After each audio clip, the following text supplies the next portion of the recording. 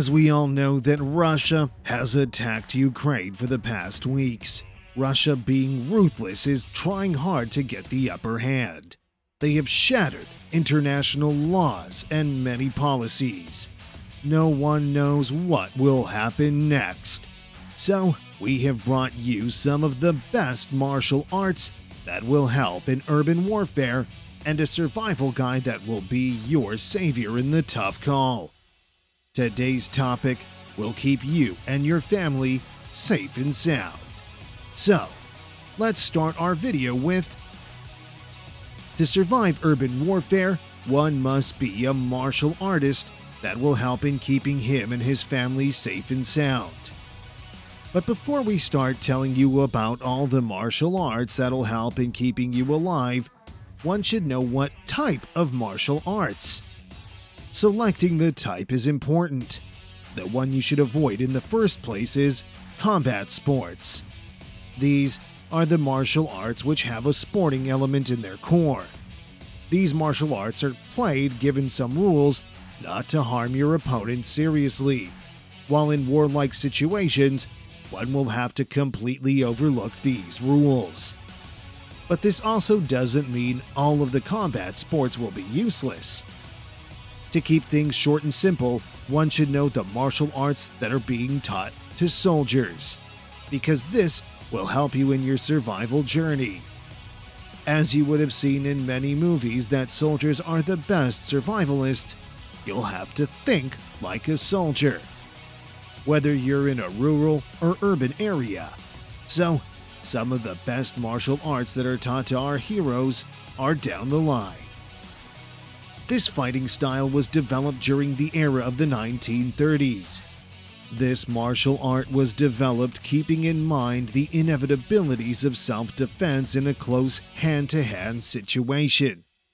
The main thing that is considered in this fighting style is the life or death situation. So, they adopted some of the best martial arts and altered them for making them more effective in street fights. Krav Maga enables you to fight quickly with a higher degree of aggression and violence. This martial art can be very dangerous in daily life use because it targets the vulnerable parts of the body and destroys them. With this martial art, you can even potentially kill if necessary. This fighting style is heavily taught to the Israeli army and is the nation's primary martial art. Next up is... this is the fighting style used by the Thai army. We are all aware of Muay Thai kickboxing, right? One of the best martial arts styles to MMA. Drit is the version of Muay Thai kickboxing without any restrictions or defined rules. It is also a close combat style, heavily focused on strikes and the opponent's weak spots. This fighting style also focuses on the overall physique. With this martial art, one can also increase bone density and overall fitness. This martial art allows the artist to attack weak spots with nature-provided weapons like arms, feet, knees, the head, etc. Another great martial art is... Kali is hundreds of years old and today's popular martial art around the globe. It's being taught to police units all over the world, plus the majority of militants use it as their primary fighting style. While Kali is mostly centered around weapons like sticks and knives, the mastery section also includes striking and grappling. And that is the reason why it is used by the majority of the world, because it covers almost every aspect of close combat fighting. The main objective of Kali is not to kill your opponent, but to paralyze him so he or she may not cause harm to you any further. And that is why Kali can be very lethal. The last of the martial arts is... Sambo is a Russian-born martial art that was developed in the 1920s. It is popularly known as self-defense without any weapons, so that makes it great hand-to-hand combat. Plus, This is a martial art mastered by the notable UFC figure Khabib Nurmagomedov, who hasn't lost a single fight in his career. This defines the efficiency of Sambo.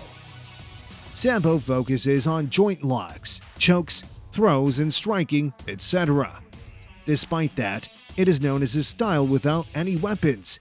It still uses knives in the mastery course, because no martial art is complete without the use of a knife. These were some of the martial arts used by the militaries around the world.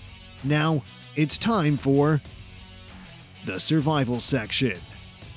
This is probably the most crucial part, in which you'll have to develop some other skills and key points that'll help you down the way. Now, this is the most basic thing, and that is finding yourself a shelter. Of course, you won't be staying in your city home, right? During a war, cities are the most targeted areas because most of the civilians live there.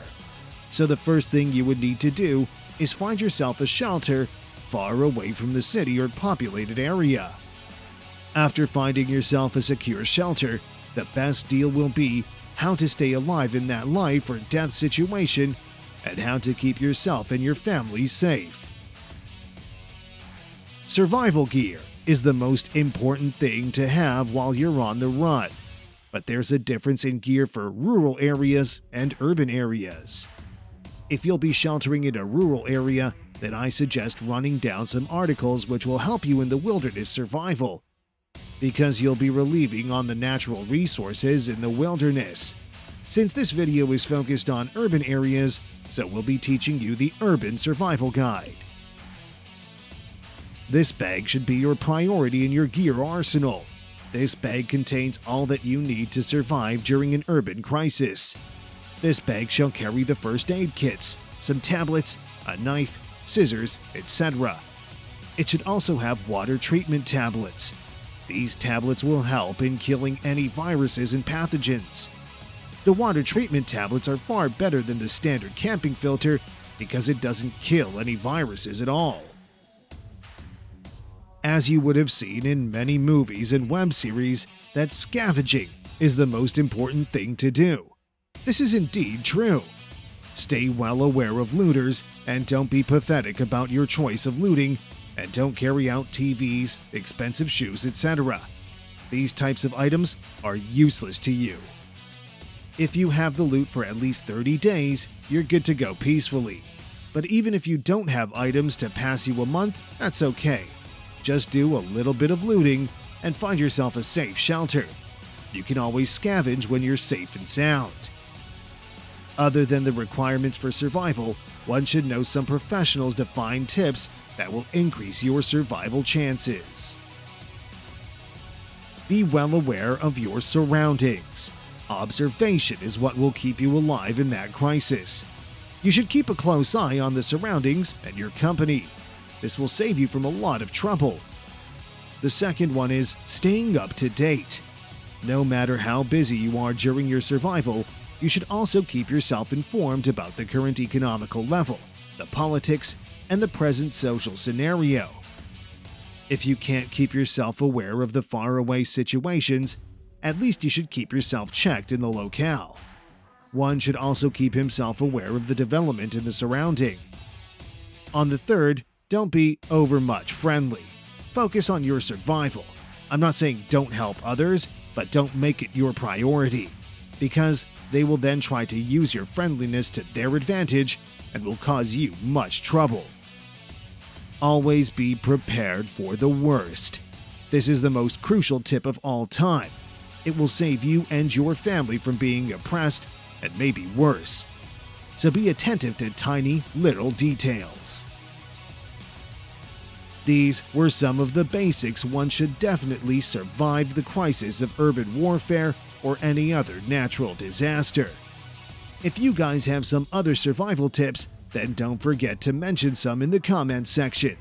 If you enjoyed our video and all the information, then don't forget to press the like button and subscribe to our channel for more sporty and martial arts related videos. See you in the next one.